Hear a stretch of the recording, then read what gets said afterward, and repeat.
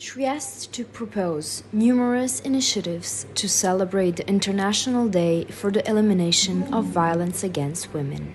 Molto violenta, molto seria. In questo siamo rimasti, devo dire.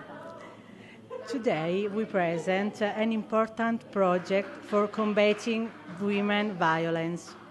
A lot of associations are collaborating for this scope, and there will be a lot of events from November 25th. Affrontiamo una questione importante, grave, preoccupante, perché investe sempre di più giovani e giovanissimi.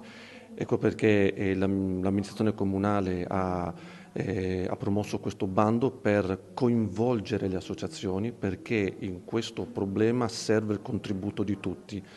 Occorre lavorare prevalentemente, appunto, come dicevo prima, sui giovani, occorre contemporaneamente stare attenti a non cadere nella trappola delle derive ideologiche e delle etichettature, perché il problema va affrontato in maniera più complessa.